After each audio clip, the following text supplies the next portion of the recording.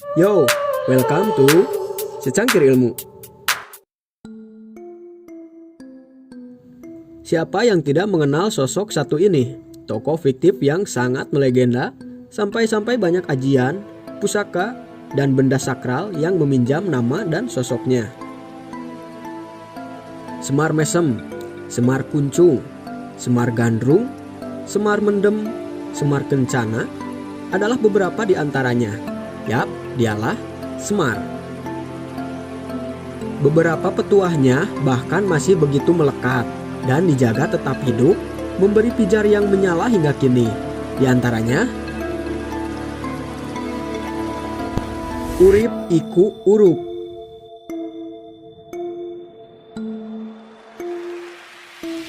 Bermakna hiduplah dengan memberi manfaat pada sekitar. Hidup itu menghidupi.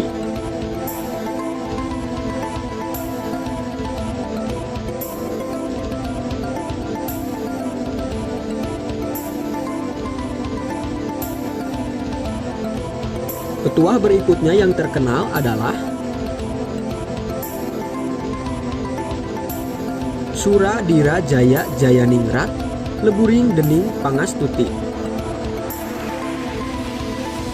Sifat keras di dalam diri hanya akan sirna oleh kelembutan.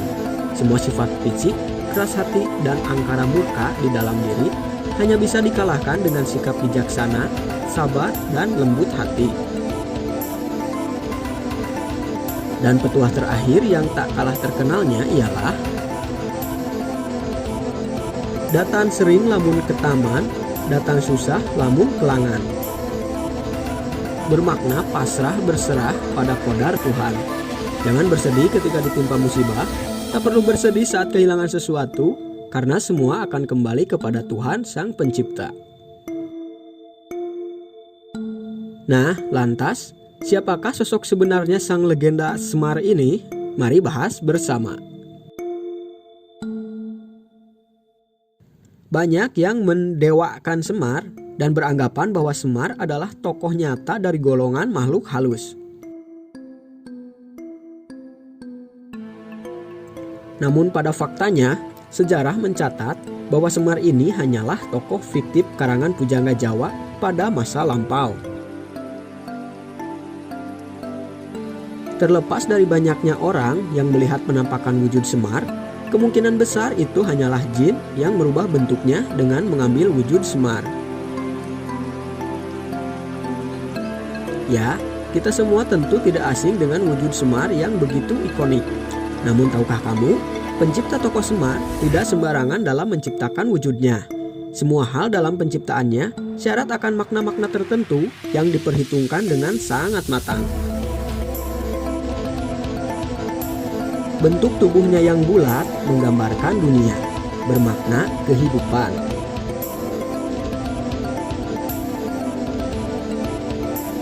Wajahnya yang jauh dari kesempurnaan adalah perwujudan bahwa tak ada yang sempurna kecuali Tuhan.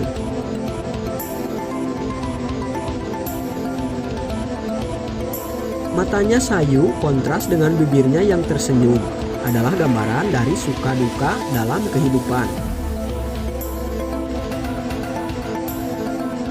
Wajah tua dengan rambut kuncungnya menggambarkan orang tua dan anak, tua dan muda. Pun dengan bagian dadanya yang menggelayut bak dada perempuan. Kontras dengan wajahnya yang jelas adalah seorang kakek. Adalah penggambaran dari laki-laki dan perempuan. Hitam dan putih pada corak kain yang membalutinya, serta tubuh hitam dan wajah putihnya adalah lambang dari hitam putihnya kehidupan, sisi terang dan gelap, baik dan jahat di dalam diri. Terakhir yang syarat mengandung makna adalah pose tangan kanan ke depan menunjukkan satu dengan telunjuknya dan tangan kiri yang ke belakang bermakna berserah kepada Sang Maha Tunggal. Pada penciptaannya, tokoh Semar ini kental dengan naskah kuno yang diadopsi dari tanah India, seperti Mahabharata, Ramayana, dan lain-lain. Kita tahu bahwa India pada saat itu berperan aktif dalam perdagangan hingga penyebaran agama dan sastra, serta menjalin hubungan yang baik dengan berbagai kerajaan di Indonesia. Maka tak heran, banyak kebudayaan dari mereka yang kemudian diadopsi oleh beberapa kerajaan pada saat itu. Namun, tokoh pewayangan Semar ini tidak ada di sana. Tidak ada di dalam cerita original dari Indianya. Karena tokoh Semar ini adalah asli ciptaan dari sastrawan Jawa Tulen pada saat itu. Semar memiliki banyak nama yang disandangnya, antara lain Ki Lurah Badranaya, Janggan Semarasanta, Ki Lurah Nayantaka, Sang Hyang Tunggal, Haseming Samar-Samar, Batara Punggung, Batara Ismaya, dan lain-lain. Pada penciptaan awalnya, tokoh Semar ini diposisikan sebagai pengasuh serta penasihat dari para kesatria, keluarga Pandawa. Karakter Semar diciptakan sebagai bagian dari pencair suasana tegang dengan sifat lucu namun bijaknya. Seiring waktu berlalu, sampailah masa keislaman memasuki bumi pertiwi. Salah satu cara yang diterapkan oleh Wali Songo dalam penyebaran agama Islam adalah dengan melalui media wayang.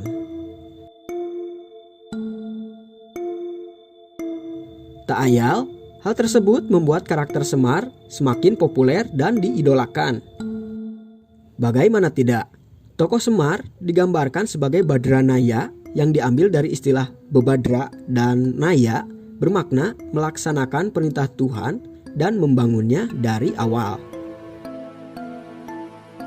Adalah Kanjeng Sunan Kalijaga, salah satu Wali Songo yang menyebarkan agama Islam melalui media wayang tersebut, pun ikut serta andil dalam penaikannya pamor derajat Semar di hati para masyarakat Indonesia.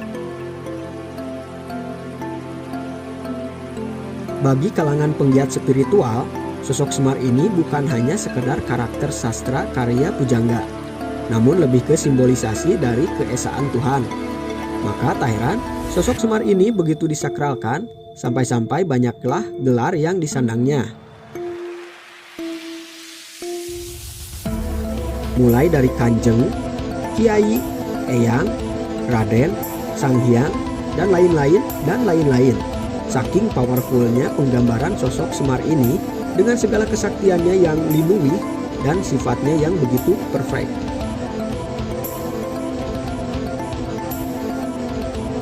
Dari uraian historisnya, jelas bahwa Semar tak lebih dari tokoh fiktif dalam sastra kuno saja. Sama layaknya tokoh fiktif pewayangan lainnya seperti Arjuna, Petruk, Antasena, Astrajingga, Wisanggeni, dan lain-lain. Adapun beberapa penampakan yang menyerupai sosok Semar adalah tak lebih dari sosok jin yang sengaja mengubah wujudnya menjadi Semar guna untuk menyesatkan manusia dalam beribadah.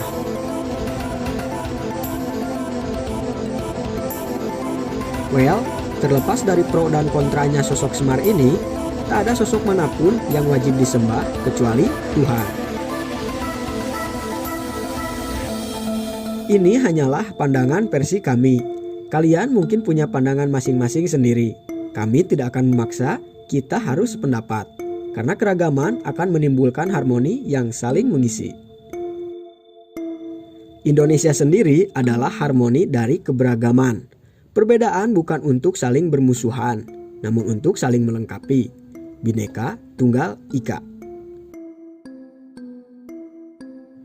Tulis pendapatmu melalui kolom komentar. Tulisan Anda mewakili wajah jiwa Anda. Tulisan yang baik tentu dari jiwa Anda yang baik.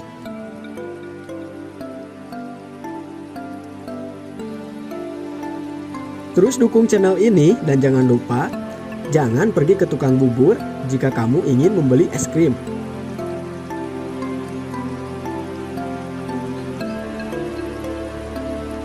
Share sebanyak-banyaknya jika kamu menyukai channel ini. Dan subscribe bagi kalian yang belum. Sampai ketemu di video selanjutnya. Atur nuhun.